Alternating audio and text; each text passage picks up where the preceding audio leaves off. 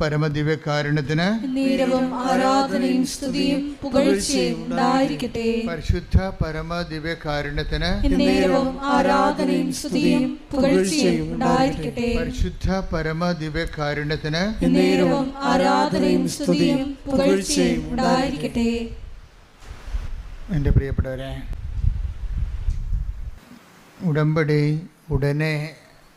ഉടമ്പടിയുടെ വിഷയത്തിൻ്റെ മേൽ ദൈവീകമായ ഇടപെടലുണ്ടാകാൻ പണ്ട് ഞാൻ നിങ്ങൾക്ക് ഒരു ഷോർട്ട് കട്ട് പറഞ്ഞു തന്നിട്ടുണ്ട്, ഒരു കുറുക്ക് വഴി. എന്താണ്? അമ്മയെ എന്നെ അമ്മയുടെ പ്രത്യക്ഷീകരണത്തിൻ്റെ എല്ലാവരും കാണാൻ പഠിച്ചിരിക്കും അല്ലേ? Thank you.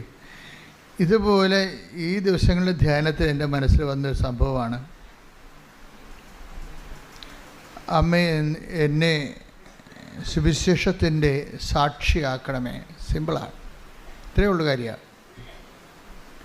നിങ്ങളെ ഓരോ വിഷയവും ഇങ്ങനെ നിങ്ങളെ എടുത്ത് പറയുന്നതിനേക്കാൾ ഇപ്പം നിങ്ങളുടെ ജോലി, വീട്, വിവാഹം, വഴികൾ, കുടുംബ പ്രശ്നങ്ങൾ ഇങ്ങനെ എടുത്ത് പറയുന്നതിനേക്കാൾ നല്ലത് അമ്മ എന്നെ സുവിശേഷത്തിൻ്റെ സാക്ഷിയാക്കണമേ. പറഞ്ഞേ, അമ്മേ എന്നെ സുവിശേഷത്തിൻ്റെ സാക്ഷികളാക്കണമേ. അപ്പം നിങ്ങളവർക്കും സുവിശേഷത്തിൻ്റെ സാക്ഷി എന്ന് പറയുമ്പോൾ ഇങ്ങനെ ഇവിടെ വന്ന് സാക്ഷ്യം പറയണത് മാത്രമാണ്. അതല്ല, നമുക്ക് സുവിശേഷത്തിൻ്റെ സാക്ഷിയായിട്ട് ജീവിക്കാൻ പറ്റും. നമ്മുടെ ജീവിതത്തിൽ ദൈവ അനുഭവങ്ങൾക്ക് സാക്ഷ്യം വഹിക്കാൻ പറ്റും. ദൈവവചനത്തിന് വിധേയപ്പെട്ടുകൊണ്ട് സുവിശേഷവിഹിതമായ സമീപനത്തോടെ നമ്മൾക്ക് എല്ലാ വിഷയങ്ങൾക്കും സുവിശേഷത്തിൻ്റെ ആന്തരിക അർത്ഥം ആവഹിച്ചുകൊണ്ട് നമുക്കൊരു വിശ്വാസ സമീപനമുണ്ട്. അത് നമ്മുടെ പെരുമാറ്റത്തിലൂടെയാണ് വരുന്നത്. പെരുമാറ്റത്തിലൂടെ നമുക്ക് സുവിശേഷത്തിൻ്റെ സാക്ഷിയാകാൻ പറ്റും. പെരുമാറ്റത്തിലൂടെ ഏറ്റവും നല്ലതുകൊണ്ട് ഇപ്പം നമ്മൾ മരിയോളജി അല്ലെങ്കിൽ മാതാവിൻ്റെ മാതാവിനെക്കുറിച്ചൊക്കെ പഠിക്കുമ്പോൾ മാതാവ് പരിശുദ്ധ അമ്മ സുവിശേഷത്തിൻ്റെ പെരുമാറ്റ സാക്ഷിയാണ്. ഈ ദിവസങ്ങളിൽ എന്നെ ഞാൻ ധ്യാനിച്ചൊരു വിഷയമാണ് പെരുമാറ്റ സാക്ഷി. നമ്മൾ പെരുമാറുന്നില്ലേ, പേരിൻ്റെ പെരുമാറ്റം വെച്ചാൽ നമ്മളെ എന്താണ് സെൽഫ് എക്സ്പ്രഷൻ. നമ്മളിപ്പോൾ ജോസഫച്ചൻ്റെ പേരിൻ്റെ മാറ്റം, അത് ദേഷ്യക്കാരനാണെങ്കിൽ ദേഷ്യമാണ് മാറണത് ശരിക്കും ഇല്ലേ? അപ്പം ഞാൻ ഇനി ദേഷ്യമായിട്ട് ഫൈറ്റ് ചെയ്യേണ്ടി വരും സുവിശേഷവിഹിതമായിട്ട്. വല്ല അസൂയ, പരദൂഷണമോ, പകയോ, ചതിയോ, മോഹൻകോപമോ, കലഹമോ, ഭിന്നതയോ ആണ് എൻ്റെ പെരുമാറ്റത്തിലുണ്ടെങ്കിൽ അതും പെരുമാറുമ്പോൾ ആ പേരിൻ്റെ കൂടെയുള്ള മാറ്റത്തിൽ അതാണ് വരുന്നത്, പ്രതിഫലിക്കുന്നത്. സെൽഫ് എക്സ്പ്രഷൻസ് എന്ന് വരും. പെരുമാറ്റം എന്ന് പറഞ്ഞാൽ അതിനെ വിശ്വാസബന്ധിയായിട്ട് നമ്മളതിനെ തർജ്ജമ ചെയ്താൽ പെരുമാറ്റം ബിഹേവിയറിനേക്കാൾ ഉപരി സെൽഫ് എക്സ്പ്രഷനാണ്. സുവിശേഷം ഒരു സെൽഫ് എക്സ്പ്രഷൻ നമുക്ക് വിഭാവന ചെയ്യുന്നുണ്ട്. സുവിശേഷം സ്വീകരിച്ച ആൾ, സുവിശേഷത്തിൻ്റെ സാക്ഷി, അവരുടെ ഒരു തനത് സെൽഫ് എക്സ്പ്രഷൻസ് ഉണ്ട്. മാതാവിൻ്റെ പരിശുദ്ധ അമ്മയുടെ സെൽഫ് എക്സ്പ്രഷൻ എന്താണ്? മറിയത്തിൻ്റെ മൗനമാണ് അല്ലേ? മറിയം എല്ലാം ഹൃദയത്തിൽ കടുത്ത സംഘർഷാവസ്ഥയിൽ പൊട്ടിത്തെറിക്കാതെ അത് ഹൃദയത്തിൽ take the word of God. അതായത് ലൂക്ക 2:19 2:51 ഈ വചനമുള്ളത്. 2 പ്രാവശ്യമുണ്ട്. ലൂക്ക 2:19 മറിയമാകട്ടെ ഇവയെല്ലാം ഹൃദയത്തിൽ സംഗ്രഹിച്ച് ഗാഢമായി ചിന്തിച്ചുകൊണ്ടിരുന്നു. നമ്മൾ പ്രതീക്ഷിക്കുന്നതും നമ്മൾ എക്സ്പെക്റ്റ് ചെയ്യണതും നമ്മൾ എക്സ്പെക്റ്റ് ചെയ്യുന്നതിന് ഘടകവിരുദ്ധമായി സംഭവിക്കുക. നമ്മൾ പ്രതീക്ഷിക്കുന്നതിന് ഘടകവിരുദ്ധമായൊരു സംഭവം നടക്കുക. ഇപ്പോൾ 26-ാം തീയതി 2 ലക്ഷം രൂപ തരാമെന്ന് പറഞ്ഞു. അപ്പം നമ്മൾ 27-ാം തീയതി നിങ്ങളുടെ കടക്കാർക്ക് ഡേറ്റ് പറഞ്ഞിരിക്കുന്നത്. ഇയാൾ പറഞ്ഞതനുസരിച്ചാണ് നമ്മൾ ഡേറ്റ് കൊടുത്തിരിക്കുന്നത് അല്ലേ. 26-ാം തീയതി നമുക്ക് പൈസ കിട്ടണം, നമ്മൾ 27-ാം തീയതി നമ്മുടെ കടക്കാർക്ക് കൊടുക്കും. അപ്പോൾ 26-ാം തീയതി പൈസ തരാനുള്ള ആൾ, അപ്പോൾ നമ്മൾ വളരെ ക്ലിയറാണ്, സന്തോഷമായിട്ടൊക്കെ ഇരിക്കുകയാണ്. അപ്പോൾ 26-ാം തീയതി ഇയാൾ നമ്മളെ വിളിച്ചിട്ട് പറയാണ്, ഡേറ്റ് നിങ്ങൾക്ക് പറഞ്ഞ ആളിനോട് ഡേറ്റ് നീട്ടിത്തരുമോ എന്ന് ചോദിക്കുക. ഇവിടെ എനിക്ക് പൈസ കിട്ടിയിട്ടില്ല. ഇച്ചോ, ഇത് ഞാൻ നാട്ടിൽ നിൽക്കാൻ പറ്റത്തില്ല, ആൾക്കാരെന്നെ തല്ലിക്കൊല്ലുമെന്നാണ് നമ്മളെ പൊട്ടിത്തെറിക്കും. അപ്പോൾ നമ്മുടെ ഉടമ്പടിയെല്ലാം പോയി ഉണ്ടാ. ഒറ്റ സംഭവത്തിൽ ഉടമ്പടിയെല്ലാം ഉടഞ്ഞു പോകും. പല ആൾക്കാരെ ഉടമ്പടി ഉടഞ്ഞു പോയിട്ടുണ്ട്. പിന്നെ നിങ്ങൾ കഷ്ണം ഈ കുപ്പിയൊക്കെ പൊട്ടിച്ച് കഴിഞ്ഞാൽ പിന്നെ കഷ്ണം കൊണ്ട് നടക്കത്തില്ലേ. ഉടമ്പടിയുടെ ഉടഞ്ഞ കഷ്ണം കൊണ്ടാണ് ചില ആൾക്കാർ നടക്കുന്നത്. ഉടമ്പടി ഉടഞ്ഞു പോയി നേരത്തെ, അതിൻ്റെ കഷ്ണം കൊണ്ടാണ് നിങ്ങൾ നടക്കുന്നത് പലരും. കാര്യം ഉടമ്പടി ഉടയണ സാഹചര്യം കാര്യം ഉടമ്പടിയിൽ ഈ ബിഹേവിയറിസം ബിഹേവിയറിസം അല്ല, ഈ സെൽഫ് എക്സ്പ്രഷൻസ്. കാര്യം നമ്മൾ ആരോടെ ഉടമ്പടി ചെയ്തിരിക്കണത്? ദൈവത്തോട്. അപ്പോൾ ദൈവത്തോട് ഉടമ്പടി ചെയ്യുമ്പോൾ നമ്മളുടെ റിസ്ക് എന്താ? ദൈവത്തിൻ്റെ ഒരു സ്വഭാവത്തിലേക്ക് നമ്മൾ അങ്ങനെ വരും എന്നുള്ള രീതിയിൽ നമ്മളെ ദൈവത്തിൻ്റെ തുല്യാക്കി കണ്ടുകൊണ്ടാണ് ദൈവം നമ്മളോട് ഉടമ്പടി ചെയ്തിരിക്കുന്നത്. ദൈവത്തിൻ്റെ സ്വഭാവത്തിലേക്ക് നമ്മൾ വരും എന്ന് ദൈവം പ്രീസപ്പോസ് ചെയ്തിട്ടാണ് നമ്മളോട് ഉടമ്പടി ചെയ്തിരിക്കണത്. അപ്പോൾ നമ്മളെന്ത് ചെയ്യും? വരാൻ പോകുന്ന അനുഭവങ്ങളെ എല്ലാം എടുത്തിട്ട്, അപ്പോൾ അമ്മ ഇപ്പോൾ ഒത്തിരി പെറ്റുകിടക്കണ രാത്രിയിൽ പ്രാകൃതനായ മനുഷ്യർ വന്ന് പ്രതീക്ഷിച്ചല്ല ശരിക്കും പറഞ്ഞാൽ അത്.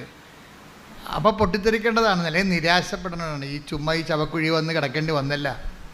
ദൈവത്തിന് വേണമെങ്കിൽ എന്നെ വീട്ടിൽ നിർത്താൻ പാടില്ലായിരുന്നോ? എന്തിനാണ് ഇപ്പോൾ ഈ കനേഷുമാരി ഇപ്പോൾ കൊണ്ടുവന്ന് വെച്ചത്? 100,000 ചോദ്യങ്ങൾ നമുക്ക് വേണമെങ്കിൽ ദൈവത്തോട് ചോദിക്കാം. പല ആൾക്കാരും ദൈവത്തോട് ഒത്തിരി ചോദ്യങ്ങൾ ചോദിച്ചാണ് അകന്നു പോയത്. പല പല കാര്യങ്ങൾ. ഇപ്പം ഇപ്പം ഞാൻ 3 പ്രാവശ്യം പുതുക്കിയതല്ലേ, ദൈവത്തോട് ചോദിക്കാവുന്ന ചോദ്യമാണ് അല്ലേ. ഞാൻ IELTS ഇപ്പോൾ 8 പ്രാവശ്യം എഴുതിയ ഒരാൾക്കുണ്ട്, ഞാൻ ഇന്നലെ കണ്ട്. അപ്പോൾ CCA പരീക്ഷ 16 പ്രാവശ്യം എഴുതിയ ഒരാളെ കണ്ട്. ഇനി അയാൾക്ക് ചാൻസ് ഇല്ല, അയാൾ ഉദ്യോഗം രാജിവെക്കേണ്ടി വരും. ഞാൻ പറഞ്ഞ് രാജിവെക്കേണ്ടി വരത്തില്ല, നീ ധൈര്യമായിട്ട് പോകാൻ പറഞ്ഞു. അതെന്ത്, ഞാൻ അയാളെ കണ്ടുകൊണ്ട് പറയണതാണ്? അല്ല, അത് എൻ്റെ ഒരു ആസ്തി. ഇത്രയും നാൾ ദൈവത്തിന് വേണ്ടി ജീവിച്ചതിൻ്റെ ഒരു ആസ്തിയുണ്ട്. അതൊരു നല്ല ആസ്തിയാണ്. എനിക്ക് നല്ല ബോധം ഉണ്ടാക്കരുത്. കാര്യം എത്രയോ വർഷങ്ങളായിട്ട് കർത്താവിന് വേണ്ടി ജോലി ചെയ്യണം. അല്ലാതെ ഒരു പ്രത്യേക ഒരു ധ്യാനത്തിൻ്റെ ഒരു കാറ്റ് വന്നപ്പോൾ ഞാനും പോയി ഒരു ധ്യാനം കൂടി ഒരു ബൈബിൾ എടുത്ത് ഇറങ്ങിയ ആളല്ല. ഞാൻ എൻ്റെ കുടുംബത്തിൽ എൻ്റെ അപ്പൻ അനുഭവിച്ച ദൈവത്തിൻ്റെ അനുഭവങ്ങളുണ്ട്, അത് കണ്ട് ഞാൻ വളർന്നതാണ്. അതുകൊണ്ട് എങ്ങനെയാണ് ദൈവമായിട്ട് ഇടപെടേണ്ടതും ദൈവമായിട്ട് എങ്ങനെ ജീവിക്കേണ്ടതും എങ്ങനെയാണ് സാധാരണ നിലയിൽ, അല്ലാതെ ഒത്തിരി സാങ്കേതികമല്ല, ഒരു പാവപ്പെട്ട മനുഷ്യൻ അവൻ്റെ ജീവിതാവസ്ഥകളിൽ എങ്ങനെയാണ് ദൈവത്തോട് ലളിതമായി ദൈവത്തെ ആധ്യാത്മിക ജീവിക്കുക, അതൊക്കെ കുടുംബത്തിൽ നിന്ന് പഠിച്ചതാണ്. അപ്പോൾ അതെനിക്ക് കൾച്ചറായിട്ട് എൻ്റെ ഉണ്ട്. അപ്പോൾ അതുകൊണ്ട് എനിക്കെൻ്റെ മനസ്സിൽ വന്നപ്പോഴും എൻ്റെ അപ്പൻ എന്നോട് പറയുമായിരുന്നു, നീ മിഷണറി ആകണം കേട്ടോ, മിഷണറി ആകണമെന്ന് പറയും. അപ്പനും മിഷണറിയോട് ഭയങ്കര ഇഷ്ടമായിരുന്നു. ഞാൻ എൻ്റെ ജീവിതത്തിൽ എഴുതി വെച്ചിട്ടുണ്ട് മിഷണറി. അപ്പോൾ അപ്പൻ പക്ഷേ എന്നെ മിഷണറി ആക്കാൻ ദൈവത്തിന് അത്രയ്ക്ക് താല്പര്യമില്ല.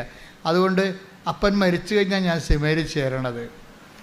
അപ്പം ഞാൻ ഇടവക വൈദികനായിട്ടാണ് ചേർന്നതെങ്കിലും എൻ്റെ മനസ്സിലുണ്ട്, ഞാൻ പഠിച്ചത് കാലങ്ങളിലെല്ലാം മിഷനെക്കുറിച്ചാണ് കേട്ടിരിക്കുന്നത്. ഞാൻ 6ാം ക്ലാസ്സിൽ പഠിക്കുമ്പോൾ ഇവിടുന്ന് ഇപ്പോഴും അങ്ങനത്തെ ജീവിച്ചിരിപ്പുണ്ട്. മരിയാനേശ്വരം വെച്ചിട്ടുണ്ടായിരുന്നു.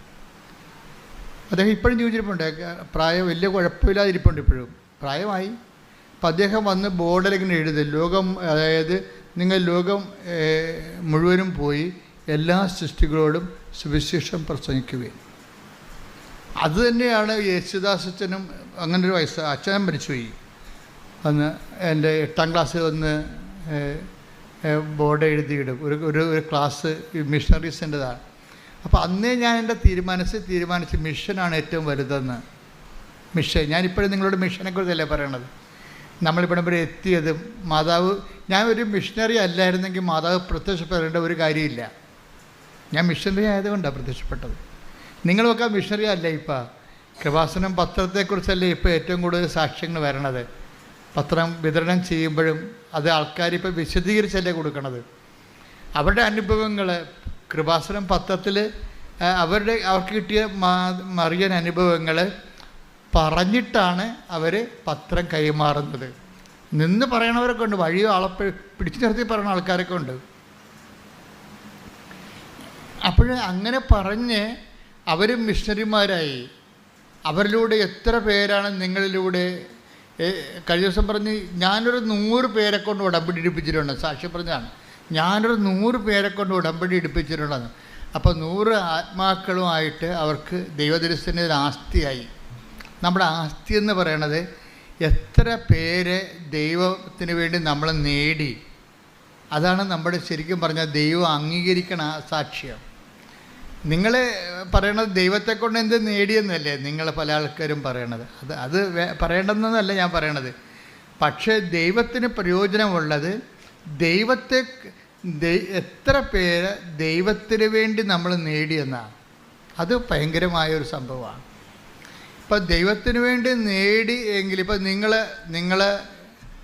നിങ്ങളുടെ മക്കൾ നിങ്ങൾ പറയണത് അനുസരിക്കണില്ലെന്ന് വിചാരിച്ചോ, നിങ്ങൾ സങ്കടപ്പെടരുത്.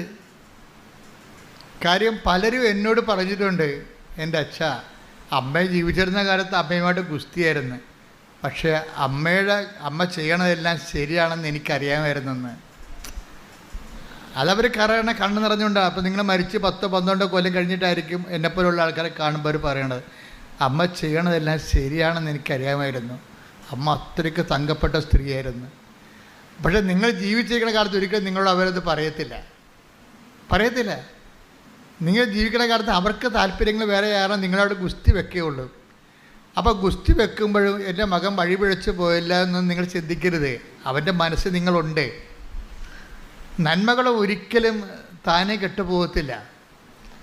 അതായത് അവരുടെ മനസ്സ് നിങ്ങളെ തോറ്റു, എൻ്റെ മകളെ വിശുദ്ധിയിലേക്ക് നയിക്കാൻ ഞാൻ തോറ്റുപോയി എന്ന് നിങ്ങൾ പറയരുത്. കാരണം അവളുടെ പ്രായത്തിൻ്റെത് കൊണ്ടും പിന്നെ കൂട്ടുകാരുടെ സമ്മർദ്ദം കൊണ്ടും പെട്ടെന്ന് ഇങ്ങനെ ഒരു തീരുമാനമൊക്കെ ഉണ്ടായതിൽ നിങ്ങളെ നിഷേധിച്ചല്ലത്, നിങ്ങളുടെ ആ മനസ്സിൽ. അപ്പോഴും നിങ്ങൾ നിങ്ങളെ ചാടിത്തുള്ളി അവിടെ കടുത്തേക്ക് കയറാൻ ഒന്നും പോയിട്ട് കാര്യമില്ല. ശാന്തമായി സൗമ്യമായി പ്രാർത്ഥിക്കുക. ഈ സൗമ്യത എന്ന് പറയുന്നത് ഒരു സാക്ഷ്യമാണ്. എനിക്ക് ഭയങ്കര പാടാണ് സൗമ്യത. ഞാൻ പിന്നെ കുറേ പാടും. കാര്യം ഞാൻ ബേസിക്കായിട്ട് അതിന് ആദ്യം പോലും പെട്ടെന്ന് ചൂടാകുന്ന ആളായ കാരണം അതെനിക്കറിയാം. അതുകൊണ്ട് എന്താ സംഭവിക്കണമെന്ന് വെച്ച് കഴിഞ്ഞാൽ എൻ്റെ ചൂട് 2 മിനിറ്റേ നിൽക്കത്തുള്ളൂ. നിങ്ങളത് ഞാൻ ചൂടാകണ പാർട്ടിയാണ്, പക്ഷേ എൻ്റെ ചൂട് 2 മിനിറ്റ് അല്ല 3 മിനിറ്റ്. ഇപ്പോൾ ഇവിടെ എൻ്റെ സ്റ്റാഫ് കണ്ടില്ല, 30 കൊല്ലം 20 കൊല്ലം ഒക്കെ ഉള്ള ആൾക്കാരുടെ കൂടെ നിൽക്കണില്ലേ. ഞാൻ മോശക്കാരനാണെങ്കിൽ അവർ നിൽക്കത്തില്ല. അപ്പം അവർക്ക് എൻ്റെ സ്വഭാവം പിടികിട്ടി. ചുമ്മാ 5 മിനിറ്റ് അഭ്യാസമേ ഉള്ളൂ. അത് കഴിയുമ്പോൾ അച്ഛൻ ഓക്കെ ആവുമെന്ന്, അച്ഛൻ പിന്നെ ചേർത്ത് പിടിക്കുമെന്ന് അവർക്കറിയാം. അതിൻ്റെ വീട്ടിലും അങ്ങനെയല്ല നമ്മൾ ചെയ്യണത്. മക്കളോട് ചൂടാവും, പക്ഷേ എന്നാലും കുറച്ച് കഴിയുമ്പോൾ നമ്മൾ തന്നെ ചേർത്ത് പിടിക്കും. ഇപ്പം എന്താ വെച്ചാൽ സൗമ്യത ഒരു ഭയങ്കരമായ സുവിശേഷ സാക്ഷ്യമാണ്. ഇപ്പം നിങ്ങളീ പറയണ സാക്ഷ്യത്തിൻ്റെ കൂടെ തന്നെ ഇപ്പോൾ മോസസിനെ എന്തുകൊണ്ടാണ് ലീഡറാക്കിയത്? ഒരു പ്രേക്ഷിതനാണ്. മോസസ് ഒരു ശക്തനായ പ്രേക്ഷിതനല്ലേ? എന്തുകൊണ്ടാണ്? ഈ സൗമ്യത കൊണ്ടാണ്. സൗമ്യത എന്ന് വെച്ചാൽ ഭയങ്കരമായ ഇപ്പം എന്താണ് സൗമ്യത എന്ന് പറയണത്? ഇപ്പം 12 എടുത്ത മോളെ, സംഖ്യ 12:3. മോശ. സംഖ്യ 12:3 പറഞ്ഞ മക്കളെ. മോശ ഭൂമുഖത്തുള്ള എല്ലാ മനുഷ്യരിലും വെച്ച് സൗമ്യനായിരുന്നു. ഞാൻ എപ്പോഴും എൻ്റെ മനസ്സിന് ആകർഷിച്ചിട്ടുള്ള വചനമാണിത്. മോശ ഭൂമുഖത്തുള്ള എല്ലാ മനുഷ്യരിലും വെച്ച് സൗമ്യനായിരുന്നു. സൗമ്യത എന്ന് പറഞ്ഞാൽ എന്താണ്? അതിന് കുറേ കണ്ടൻ്റ് ഉണ്ട്. ഞാൻ നിങ്ങളോട് നേരത്തെ പറഞ്ഞിട്ടുണ്ട്. അതിൻ്റെ ബേസിക് കണ്ടൻറ്റ്, ഇപ്പോൾ കേക്കിൻ്റെ ബേസ് കണ്ടൻറ്റ് എന്താണ്? കേക്ക്, ഹൽവ, ബേസിക് കണ്ടൻറ്റ് മൈദ എന്തോ ആണല്ലേ? അതാണ് ബേസിക് കണ്ടൻറ്റ്. പിന്നെ നിങ്ങൾ അതിൻ്റെ അകത്ത് പല കാര്യങ്ങളൊക്കെ ചേർക്കും, ഇൻഗ്രീഡിയൻസ് ഒക്കെ ചേർക്കും. പാല് ചേർക്കും ചിലർ ഹൽവയിൽ, ചിലർ ഇതുപോലെയുള്ള സ്ട്രോബെറി പോലെയുള്ള ഫ്ലേവർ ചേർക്കും, അങ്ങനെ പല പല സംഭവങ്ങൾ ചേർക്കുമെങ്കിലും ബേസിക്കായിട്ട് ഈ സംഭവം മൈദ. അത് എന്ന് പറഞ്ഞ പോലെ ഈ സൗമ്യതയുടെ ബേസിക് കണ്ടൻറ്റ് സ്നേഹമാണ്. ഉടമ്പടിക്കാലം ഉടമ്പടി തന്നെ നിലനിൽക്കുന്നത്, അടിസ്ഥാനപ്പെടുത്തിയിരിക്കുന്നത് ദൈവത്തിൻ്റെ സ്നേഹത്തിലാണ്. അപ്പോൾ തന്നെ ഉടമ്പടി എടുക്കുന്നവർ അന്ന് മുതൽ ദൈവത്തിൻ്റെ സ്നേഹത്തിൻ്റെ സാക്ഷികളാണ്. ഉറപ്പല്ലേ? നിൻ്റെ ഭർത്താവിന് സംശയമുണ്ടാകാം, ഭാര്യയ്ക്ക് തോന്നിവാസ ജീവിതം ഉണ്ടാകാം. പക്ഷേ when we come to the covenant, പിന്നെ നീ കാണിക്കേണ്ട അടിസ്ഥാന പെരുമാറ്റക്രമങ്ങളുണ്ട്. അതിലൊന്നെന്താണ്? സ്നേഹമാണ്. സ്നേഹം. പ്രാർത്ഥിക്കുക. കണ്ണുകളടച്ച് കൈകൾ കൂപ്പി, കൈകൾ നെഞ്ചോട് വെച്ചുകൊണ്ട് കർത്താവിൻ്റെ തിരുസന്നിധിയിൽ നമ്മൾക്കായിരിക്കാം. കർത്താവേ, നിന്റെ വിശുദ്ധ പൗരോഹിത്യത്തെ മഹത്വപ്പെടുത്തണമെന്ന് പ്രാർത്ഥിക്കുന്നു. ശ്രദ്ധിക്കട്ടെ. ഹല്ലേലൂയ, ഹല്ലേലൂയ, ഹല്ലേലൂയ, ഹല്ലേലൂയ, ഹല്ലേലൂയ. മഹത്വം, മഹത്വം, ആരാധന, ആരാധന. കർത്താവേ, അന്ധന് കാഴ്ച നൽകിയവനെ, ആരാധന. കർത്താവേ, ചെകിടിന് കേട് നൽകിയവനെ, ആരാധന. കർത്താവേ, ഊമന് സംഭാഷണം നൽകിയവനെ, കർത്താവേ, മഹ്ഫൂദ് രോഗി സുഖപ്പെടുത്തിയവനെ, കർത്താവേ, മരിച്ചവനെ ഉയർപ്പിച്ചവനെ, കർത്താവേ, നിന്റെ തിരുനാമത്തിന് സ്തോത്രം ചെയ്യുന്നു. കർത്താവേ, കർത്താവേ, നിന്റെ തിരുമുറിവാർന്ന വലതുകരം, അണിപ്പിടുതാർന്ന അത്ഭുതകരം അങ്ങയുടെ മക്കളുടെ ശിരസിൽ വെക്കണമെന്ന് പ്രാർത്ഥിക്കുന്നു. അടിപ്പിണർ പോലെ, വൈതാക്കാലം പോലെ ദൈവികമായ ശക്തി ആന്തരിക അവയവങ്ങളിലേക്ക് പ്രവേശിക്കട്ടെ. മാർഗ രോഗങ്ങൾ, തീരാവേദികൾ യേശുക്രിസ്തു നാമത്തിൽ മാറിപ്പോകട്ടെ. ശ്രദ്ധിക്കട്ടെ.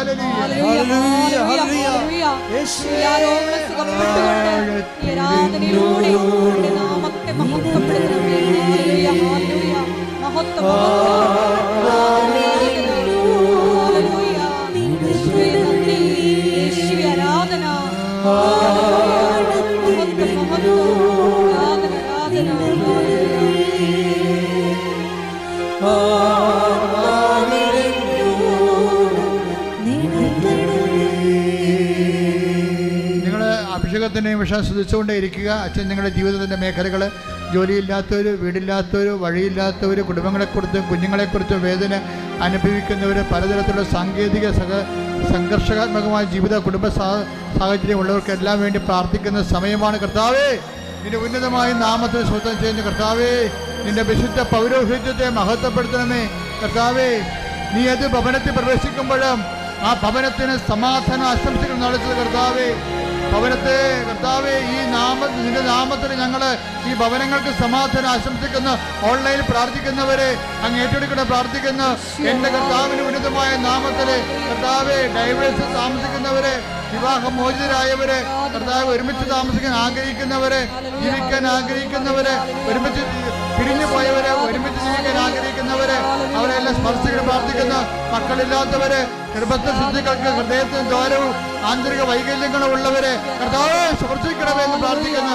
ഇവിടെ കഴിയുന്ന പോലെ കർത്താവേ, അസ്ഥിപഞ്ചങ്ങളുടെ വേദന, കിഡ്നികളിലെ രോഗങ്ങള്, പാങ്ക്രിയാസ് കല്ലുകള്, ആമാശയത്തിന് കട്ടിയില്ലാതിരിക്കുകയും ഇടിഞ്ഞു പോകുന്ന അവസ്ഥകള്, ഗർഭാശയത്തിന് കട്ടിയില്ലാതിരിക്കുകയും ഇടിഞ്ഞു പോകുന്ന അവസ്ഥകള്, അൾസർ രോഗങ്ങള്, എപ്പിലെപ്സി രോഗങ്ങള്, പിച്ച് രോഗങ്ങൾ, പിസ്റ്റുല രോഗങ്ങള് യേശു ക്രിസ്തുവിന്റെ നാമത്തില് മാറിപ്പോകട്ടെ.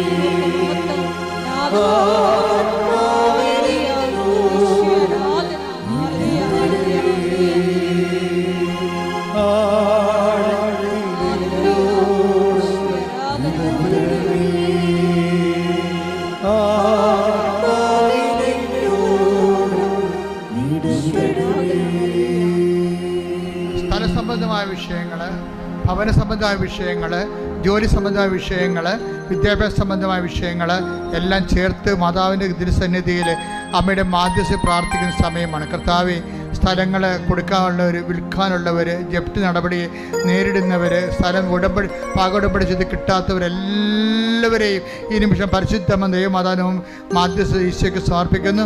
ദൈവത്തിൻ്റെ കരുണ അവരിലേക്ക് ആവശ്യിക്കട്ടെ. മക്കളെക്കുറിച്ച് വേവലാതി കൊള്ളുന്നവർ, പഠിക്കുന്ന കുഞ്ഞുങ്ങൾ, പഠനത്തിൽ പുരോഗതി ഇല്ലാത്തവർ, പഠിക്കാൻ പറ്റാത്തവർ, പഠിക്കുന്നത് മനസ്സിൽ പതിഞ്ഞു നിൽക്കുന്ന പരീക്ഷയെ പരിഹരിക്കാൻ കഴിയാത്തവർ, എല്ലാ മക്കളെയും നിന്റെ തിരുമുറമാണ് വലത് കർത്താവ് സ്പർശിക്കണമെന്ന് പ്രാർത്ഥിക്കുന്ന കർത്താവ്. ഉദ്യോഗസ്ഥർ, ജോലി ഇല്ലാത്തവർ, ജോലി തേടുന്നവർ, ഉള്ള ജോലി നഷ്ടപ്പെടാൻ പോകുന്നത്, ഉള്ള ജോലിക്ക് വേണ്ടത്ര ശമ്പളമില്ലാത്ത ജോലി മാറാൻ ആഗ്രഹിക്കുന്നവർ, രാജ്യം മാറാൻ ആഗ്രഹിക്കുന്നവർ, കർത്താവ് ഒരുമിച്ച് ജീവിക്കാൻ ആഗ്രഹിക്കുന്നവർ, ജോലി സംബന്ധ വിഷയങ്ങളിൽ കർത്താവ് ജീവിതം നഷ്ടപ്പെട്ടവർ എല്ലാവരും സഹോദരിച്ച് പ്രാർത്ഥിക്കുന്നു. ദൈവത്തെ വിസ, ഇൻ്റർവ്യൂ, PR അതുപോലെയുള്ള എല്ലാവിധ ഓഫർ ലെറ്റർ അതുമൂലം ഉണ്ടാകുന്ന ഓരോ തകരാറുകൾ, വിഷമതകൾ അനുഭവിക്കുന്ന എല്ലാവരുടെയും എല്ലാ വിഷമതകളും യേശു ക്രിസ്തു നാമത്തിൽ ബന്ധിക്കുന്ന സ്തുതിക്കട്ടെ. ഹല്ലേലൂയ, ഹല്ലേലൂയ, ഹല്ലേലൂയ, യേശുവേ നന്ദി, ഹല്ലേലൂയ.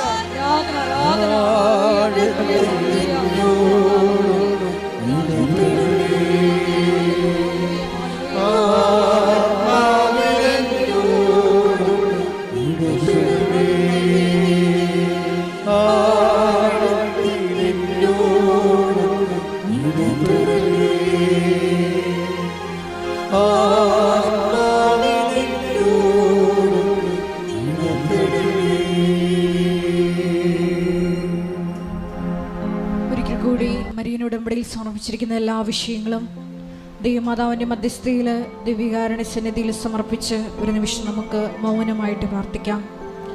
സുവിശേഷ കൈമാറ്റത്തിനുള്ള അധിക കൃപ, മറ്റുള്ളവരുടെ മുമ്പിൽ ഈശോയെ നിന്നെ ഏറ്റുപറയുവാനുള്ള കൃപ ഞങ്ങൾക്ക് നൽകണമേ എന്ന് പ്രാർത്ഥിച്ചുകൊണ്ട് ശിരസ്സ് നമിച്ച് നമുക്ക് ദിവ്യകാരുണ്യനാഥൻ്റെ ആശീർവാദം അതീവ സ്നേഹത്തോടെ സ്വീകരിക്കാം.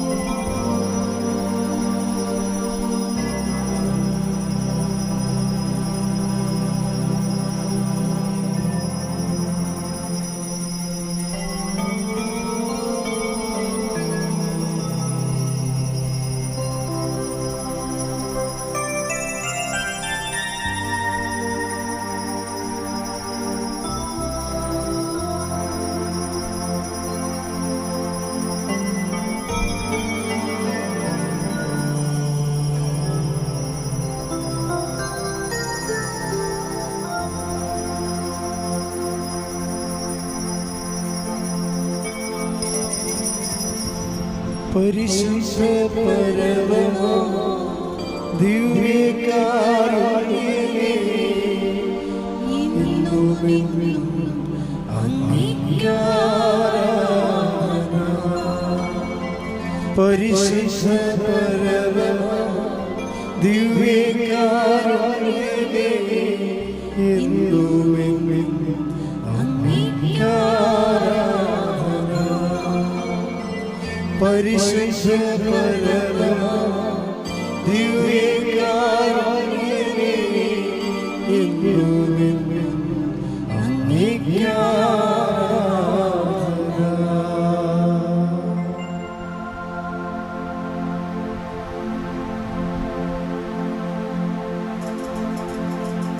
ആവേ